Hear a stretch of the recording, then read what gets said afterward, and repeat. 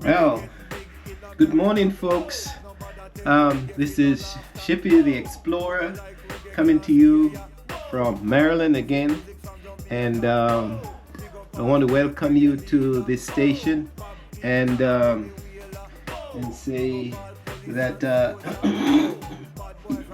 hopefully you're having a wonderful morning. Today tape is going to talk about tradition and the fact that tradition comes with culture, and the culture in Africa, the culture in the West African side, the culture in the East African side, the culture in the Europe, and the culture in the West Indies and the Caribbean, the whole in the country in the Americas, it's all different. So today I'm reminding you that last night was Maundy Thursday. And you may ask, what is Maundy Thursday? Maundy. So Maundy. So my minister, Pastor Sarah, put out a writing and a quote from her. Said, someone asked me on Sunday, what is Maundy Thursday means and why we celebrate it. And that is an excellent question. The word Maundy comes from the Latin mandate and is a reminder of the mandate or the commandment Jesus gave his disciples around the Last Supper table. Just as I have loved you, so you should love one another. In many traditions, this is remembered through foot washing and communion. In our church, we don't usually do the former, but always the latter. So that's end of quote from Pastor Sarah. So Maundy Thursday is a commandment. But we had a lovely service last night, and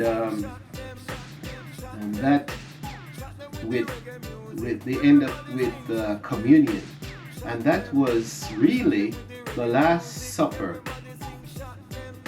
commemorate the Last Supper of Christ. But the tradition that I grew up, well, you can see from my shirt, I don't have to say where I'm from. I'm definitely from Jamaica.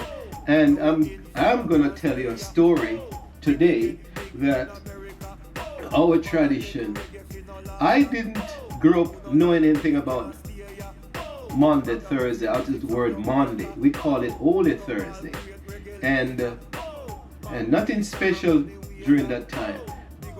But we grew up in the West Rural St. Andrew region, up in the hills of Lawrence Tavern, for those of you who know me and my family, the old, they call the Giscons. So we grew up with a grandmother, and this week I'll tell you the story that we grew up with. Maybe about Monday, as a child of 12 years old, I would go out she would give me a basket. And don't have the basket, but we can imagine this is a basket. And I will go across to Grant Hill and through a country back road and end up into Mahoney over to the Dacres.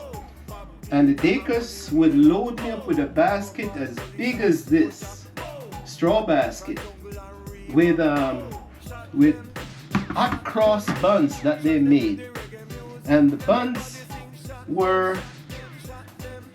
are soda and baking soda, stout, black sugar, molasses, sugar, and fruits.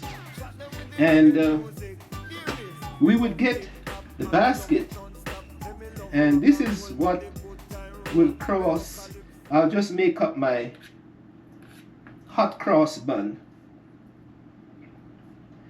and the bun would have a cross like this, hot cross on the top, which is sugar, and then on the bun itself, and they were round, not as square as this.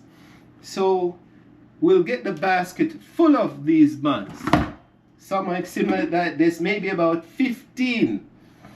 And that distance from Mahoney to my house is about 1.5 miles or 2 miles. And once I put that basket on my head, I never stop until, on foot, guys, on foot, barefooted too, I would never stop until I reach Belmont. And when I take that basket down off my head, it was so heavy at that point, I needed help to take it down. And that basket of bun would share my grandmother now on today, which is, we call today Holy Friday or Good Friday. And today, although some people may have their tradition where they don't eat and they abstain from meat or from sugar for the 40 days of Lent, we didn't understand that. So, but on this Good Friday day, my grandmother would never cook anything in the house. And on this morning about now, she would open the basket and she would give everyone, each and every one of us would get a bun, and a hot cross bun similar to this. And that bun was supposed to be last you for the whole day. We take a slice of it in the morning, and then we take a slice of it at noon, and we take a slice of it in the evening.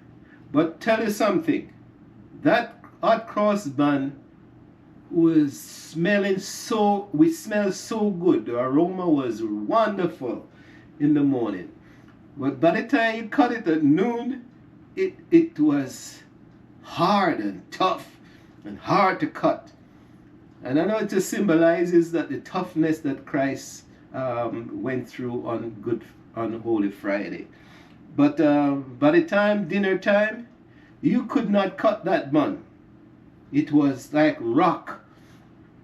But today we have, we don't have the hot cross buns, so I make up one. But I've bought some from my cousin's place, the Hawthorns, Golden Crust, and I'm the Morrisons, and they're the Hawthorns, and we somewhat mix up in the hills of St. Andrew, up in Paisley. So so I got one of their special buns from New York, and it's called Easter Bun, Caribbean Bakery by Golden Crust, and I'm advertising for them today. And lo and behold, guys, I went out and I bought 2 buns last week. See, I'm testing them. I got one from Golden Crust, and I got one from HTB to see which one is better. And behold, and behold, they're finished. This is the last piece left. Last piece left. So you can know how delicious these buns are. So let's go back to my grandmother's tradition. So she would give you that bun, hot cross bun, and that's what, there's no cooking for the day. So tradition is a heck of a thing, guys. Then I would have an aunt who she was a teacher, Matilda, Miss Matty, and she, on the other hand, would get in Jamaica we have this traditional cheese. It's called tasted cheese. In the old days, I think it used to come from New Zealand, but Jamaica is now making it. The Jamaican, Asian Jamaicans are making it tasted. And Miss Mattie would get a can. So while Miss Mattie get a can of cheese, Grandmother Dinah would have the basket of buns separated. Distributed. And let's cut this cheese today, because we are going to have bun and cheese for our Friday with meat, folks. So I get let's see if we can cut the cheese and show you what happened. If you look, this is a new fancy way of cutting. This is not the traditional way. Traditional way would take the machete and we would be hitting like this all morning. Hit the seal on both sides until the the can opens up.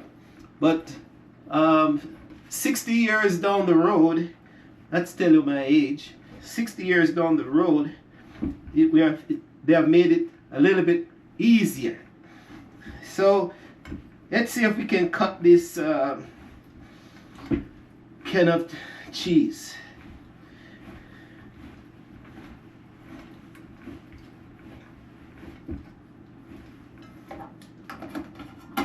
So you can see this is a new modern machine, and it's cut and can lift up. And I'm going to cut the other side.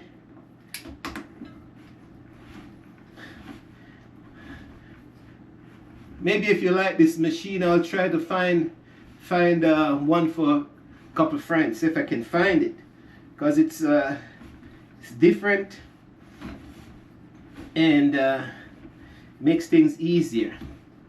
And we know we cut a lot of canned food in Jamaica, the culture. A lot of canned food, mackerel and salmon, sardines, cheese, all that.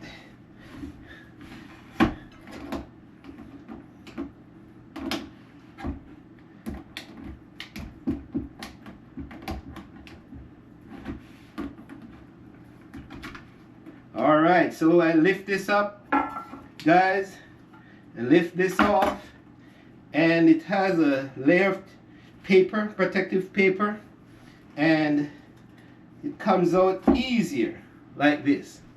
So that's much different. Then Miss Mattie, on the other hand, now she would, and not even Miss Mattie, it was myself who would cut this cheese up, and I would cut it once like this, and I cut it into sections. I was the one that was cutting this. Cut it into sections. I've always, since 5 years old now, to divide, folks. And then we flip it like that. Flip it, and we cut it up into little triangles. And one of these pieces would go to one house, another piece like this would go to another house, and so forth. And the whole can of cheese would be distributed to maybe 5 homes. And we save back one piece for ourselves. So Miss Mattie and myself, and if Paddy, so it was 2 boys and 1 lady in one house. And then we take our crossband and we cut a slice, and you would put 1 piece of cheese in it like this, and you would slice it, and that would be first sandwich for the morning.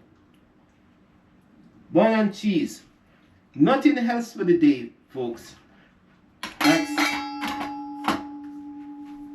Now, let's put the bun away a little bit and show you another tradition.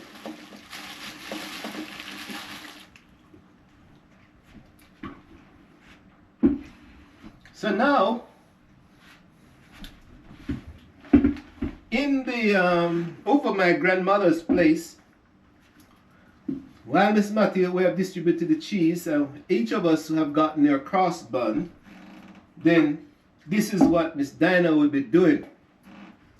She'll making a pot of chocolate, and this is the chocolate bar. We call it chocolate, but it's a cocoa from the cocoa plant, from the cocoa tree. The pod is reaped, the seeds are dried, fermented and dried, and we put it in a mortar and we beat it until it gets the oil and the content gets moist, and we make a ball, and out of that that cocoa or the raw chocolate, and we make that ball. And believe it or not, this ball, we have had this ball from brought it up from Jamaica for months, for years. We have a bunch of it and we put it in the freezer and we keep it. So this is what over Miss Dinah now, she would make a pot of chocolate tea. So she would take the pot and put some water in it.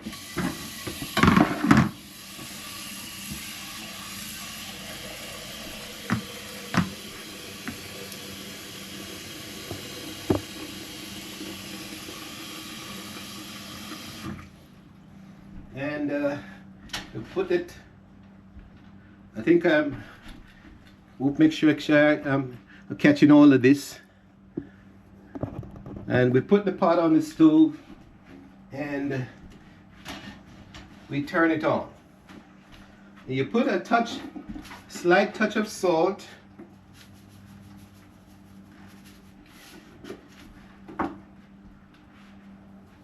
Slight touch of salt.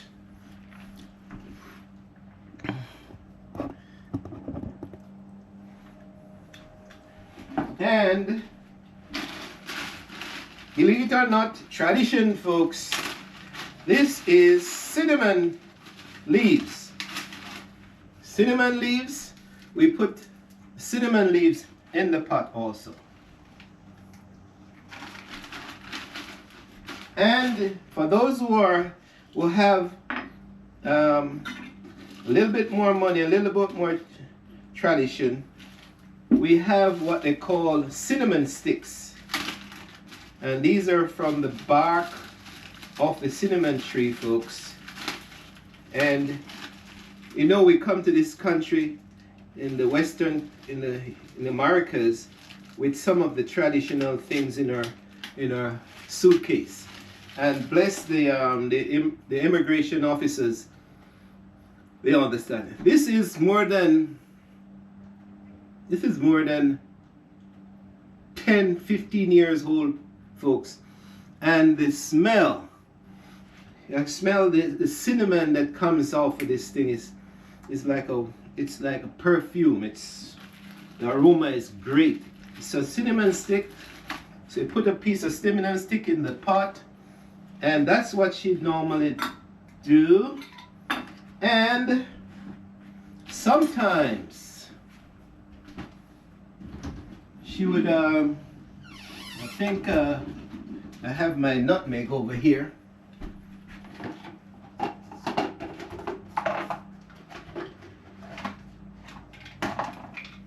Some of you may say you don't put nutmeg in your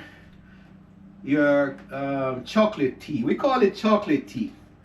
All right, so I'm gonna just grate a little bit.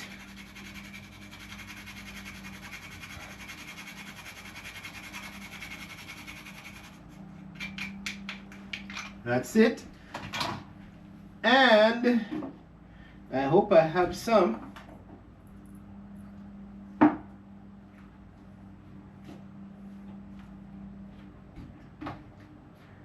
we put a little, I think it's, what I want is almond essence, folks. Touch of almond or vanilla. Let's see if I have any vanilla.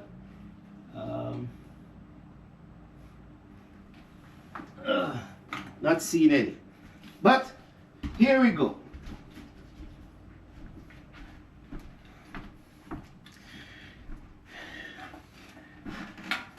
This chocolate bar or clump, and she would grate it.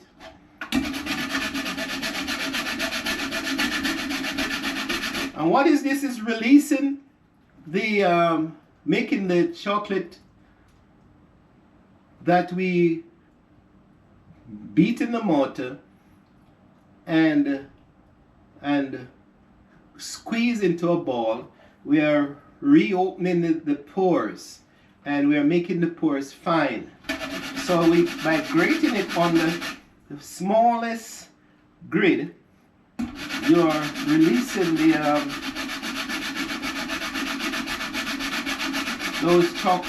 chocolate.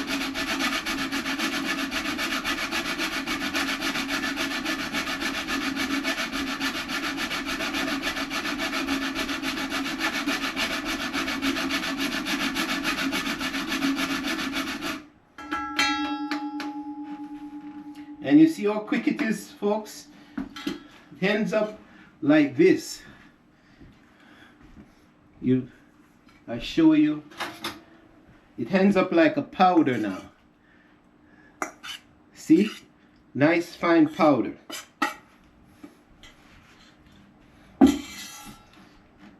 But since I want to keep this, make this serve me for another 10 years, you're gonna laugh at me. I have what they call, I'm advertising for a lot of folks this morning. We have, if we don't want to use our traditional cocoa, we have what they call Ambueletta, Nestle's Ambueletta chocolate. And these are great. I've been using this for quite a while. And we take one of these to supplement our traditional chocolate. So we take I would call it a slab of chocolate, and we put it in our boiling water. So now the water is boiling up, folks. So I drop that in, and I'm gonna add my cocoa, my traditional Jamaican chocolate powder.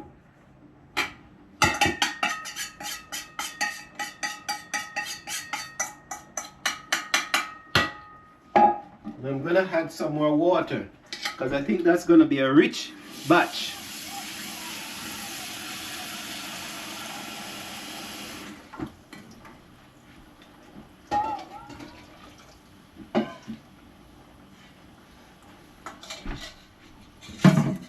Now, the traditional thing that I'm talking about is that today, Good Friday, we're going to talk about that my aunt cut the 1 can of cheese and she distributed it.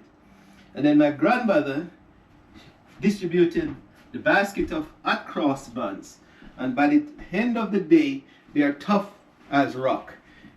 And actually, you're getting just that bun, a piece of cheese, 1 piece of cheese, or 2 slices of cheese, and when the chocolate tea is ready, we call it chocolate tea, but it's a hot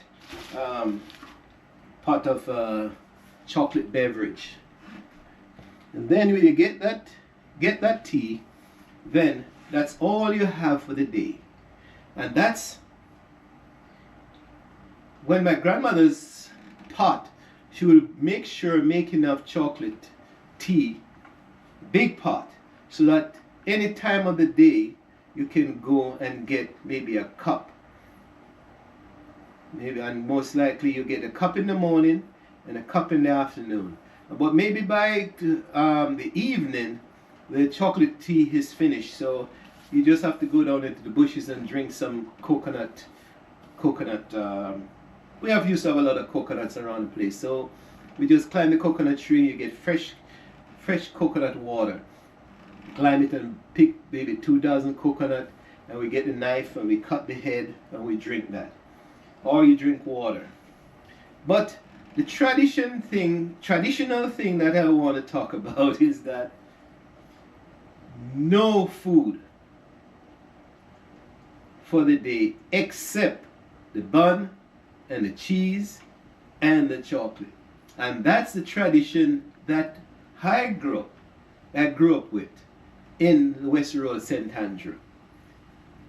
Because today we were associating ourselves with the difficulty, the big decision that Christ made, the ultimate sacrifice. So we wanted to have we wanted to demonstrate that. I think that's what they were trying to do. Let us get the understanding that life for Christ on this day will be a tough one. And if he's sacrificing for us, then we need to show the appreciation by not being happy and merry but we need to be somewhat sullen and feel spiritually inward to ourselves and not really down and depressed, but we want to demonstrate and associate ourselves with the difficulty that Christ is facing. So here we are, the pot of chocolate, and even tea is boiling, and we let that boil, because in the old days we cooked things for a long time. Cook till for minutes. I mean, for 1.5 hours or so. But for this demonstration, I probably won't do that.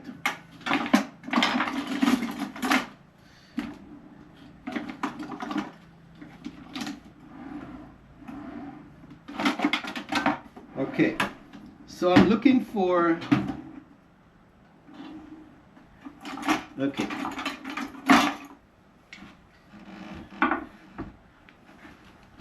Because I'm going to bring out some goodies for you guys.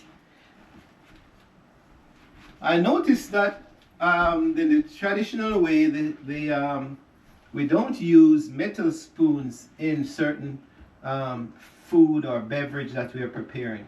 So actually we're using a wooden spoon for this.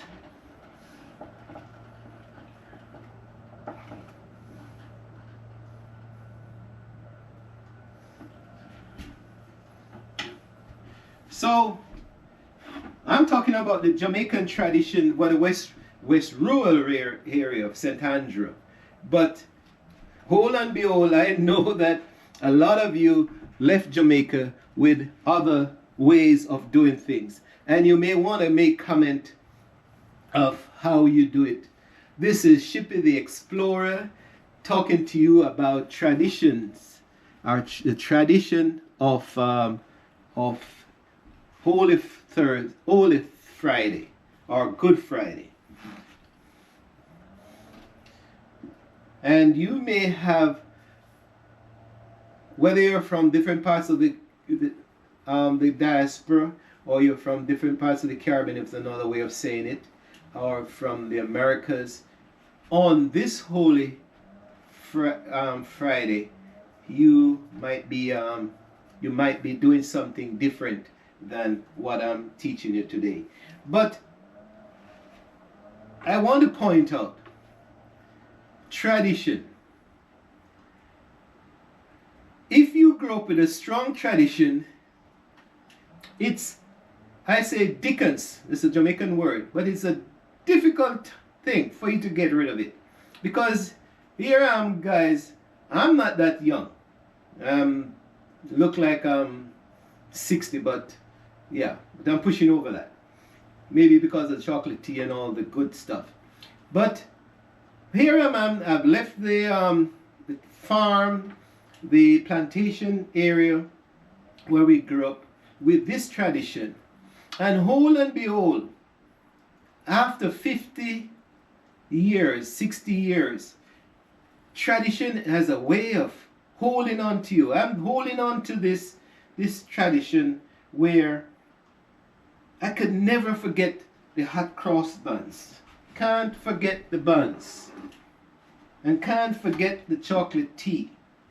I'm calling it chocolate tea. You'll correct me later, but that's what I'm calling it to make it easier. And this thing has been instilled in us. So tradition has a way of holding on to your mind and your body and letting you can't escape from tradition, folks. And even if you go to Europe or you say, okay, if you go to Rome, do as the Romans do, but still yet, on the base of it, most of you who have moved away from the whole country, you are still, you came away with the knowledge that was instilled in you by your mother, your father, your grandparents, aunts, uncles, and other kids. And here it is, around we call it the Easter, the Holy Week. We hardly know anything about Monday, Thursday. We call it Holy Thursday. Nothing special. We know that it was the day that Christ did the Last Supper. We hardly even talked about the washing of feet, because that's part of the tradition of that religious movement. And here we come into Holy Friday, which we call Good Friday, and that was the day when we said, when our grandmother says, you guys, you're not going to get anything to eat today. I'm not cooking. I'm not lifting up a pot or a utensil or a knife or anything. We're going to heat bun all day. Bun and cheese. If the cheese lasts long enough, because you'll only get a piece of the cheese, small piece. And then by the evening or night, when you're so hungry, you try to take up the hot cross bun and it's so tough, you take a knife and you try to chop it or cut it, and it would not cut. And then you put the knife into it and you press down until you get a piece. And that thing, the toughness of that, you would take that bun and with the cup, I'll get my cup.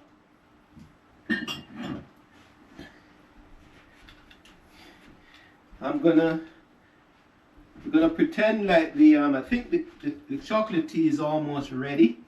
So I'm gonna, because I need to demonstrate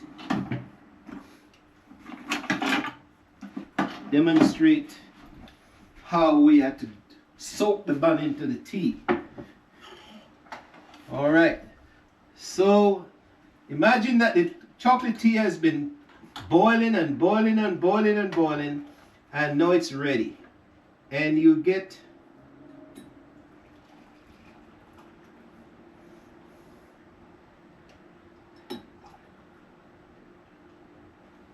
your share, folks. And another tradition.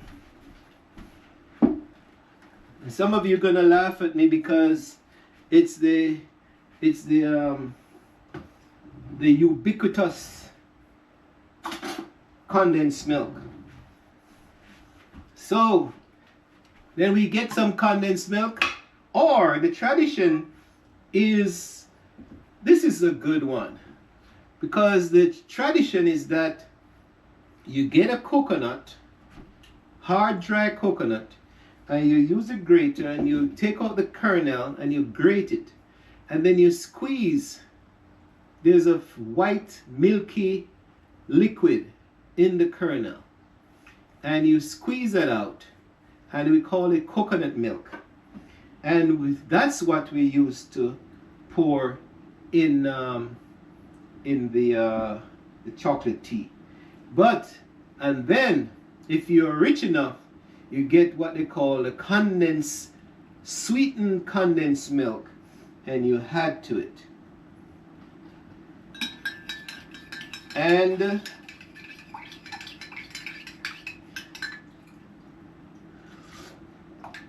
I wish you could taste this, folks, because in this cup of chocolate tea, the aroma is heavenly. Now, the taste, the rich chocolate from the farm, the vanilla, the almond, the cinnamon stick, everything, a little touch of salt, and the condensed milk has fused into this stick. And I'm bringing it closer, you can probably see it. It tastes like you're in heaven, folks. Can you imagine? Then, this is what we do. If the bun is so tough, at the end of the day, you soak your bun in the chocolate tea. And now, let me tell you something. Let me tell you a story. That's after 3 o'clock, when traditionally Christ has gone through the toughest part of his life on earth. He has sacrificed, given up himself. He was crucified. And then at 3 o'clock, he's declared dead. And here we are. But death on that side is gain for others. So the softness of the bun, the sweetness of the chocolate tea, and the sweetness of the bun, and the bun was tough, and now it's by dipping it into the chocolate tea, for the first time in my life, I realized that we have reached an ultimate stage in the whole process of the crucifixion and resurrection period. We are now, Christ has gone through the toughest part. He is now dead, but now his spirit is ready. He has, well, not his spirit, but he has given us the ultimate sacrifice. And now, even in the tasting of the bun is soft. And life is much better.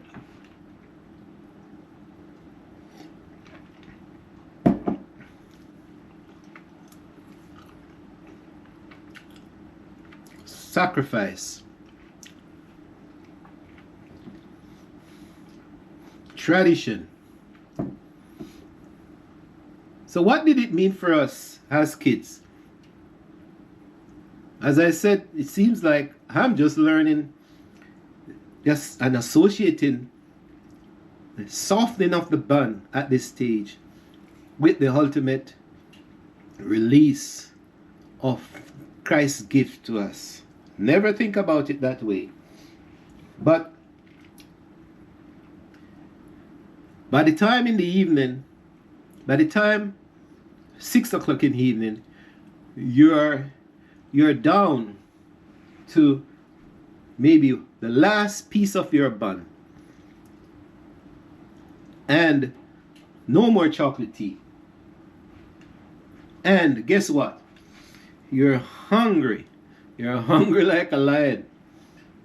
Man, at that time you were so hungry, you would just, and here you are, your grandmother didn't cook anything else, and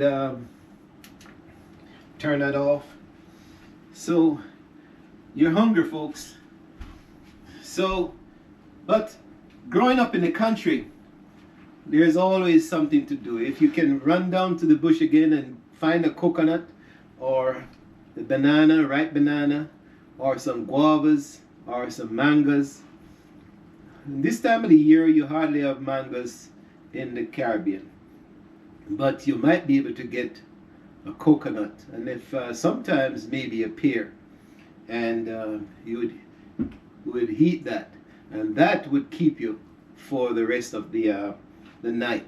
The next day now is Saturday, and my grandmother would probably, the traditional thing in the Caribbean where I grew up is to cook soup on Saturday. And the soup, we'd go down to the butcher shop and we get the cow bone, the bones or the bony part of the meat. And we don't use the fleshy part of the meat to boil soup. And use the bones. And you bring it home to her and she would set it up and she would cook a pot of soup on the Saturday. And then tradition in Sunday now is when if we had enough money and we had bought a piece of the beef, the fleshy part of the beef, and we kill a chicken, and we kill a fowl or kill a cock or a rooster, and we have that meat. So we're probably cooking chicken, we probably have some fish, and maybe some beef. And then with that we do rice and peas. You know, somebody had a discussion the other day about Jamaican rice and peas. Rice is the rice, peas is a red bean, but it's not peas, it's a bean, it's a kidney bean or red beans. But for conversation's sake and for tradition, we call it rice and peas. And we put the peas to soak for the night before in water. And the next day we put it on the pot, or my grandmother put it on the pot, and with the spices, and then we put the coconut, same coconut milk, in the pot and let it boil. And when that peas or bean is soft enough, then we had the rice, and that turns out to be rice and peas. So on the Sunday now, on the Easter Sunday, we have a big meal, and it's this. So we have meat, and we have carbohydrate, and we have some vegetable, and that's a tradition. But back to this Friday, all you had was a piece, a whole cross bun for yourself, and a piece of cheese, if Miss Mattie would remember to get a can for the whole district. And that's the tradition for Holy Friday, folks. Tradition is a heck of a thing. And thanks for joining me this morning, and I'm hoping that this is Shippy the Explorer, that I have reminded you of some of the old ways of doing things. And you might be in England, you might be back home, you might be in the United States, you might be in Switzerland, or you might be in Australia, because we as Jamaicans, we are widely traveled people. And but hopefully I am reminding you of some of what was done back in the old days. So I know you're not going to give up your tradition the way of how you are brought up. You may adopt the new ways of life around you so you can cope with whichever society you're in now.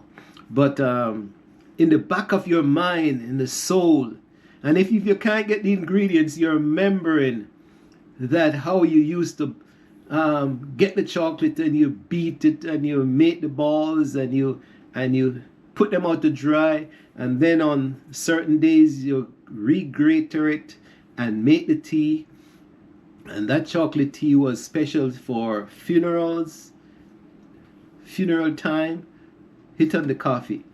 And so this is what I'm telling you, to remind you that, reassure you that you can't get rid of your customs and your traditions. You may not be able to do it fully, but they're in the back of your mind as you live away from home. But hopefully, this is Shippy the Explorer saying, hopefully if you have been entertained and enjoyed part of this taping, I want to say thank you for watching, and encourage you that if you reach as far, that means you've watched to the end, and that is what it's all about. So like, share, and subscribe, folks. Subscribe. We're trying to build this station up to 1,000 people, and subscribe don't cost anything, as I said. So thanks for subscribing. We really appreciate you doing that, and that will hopefully I can bring you great contents. So I want to wish you all the best for the rest of this Holy Week, and today some of you might be going to church to worship and experience that the agony of what Christ go through, and then tomorrow you will take a day off and maybe relax and get some things done, and then on Sunday, as Christians, you're back out into church with in your Sunday's best, and you're feeling somewhat blessed and wonderful that somebody had sacrificed their life for you. And that's the tradition that I want to leave with you. So thanks for watching, folks. This is Shippy the Explorer saying bye for now. God bless.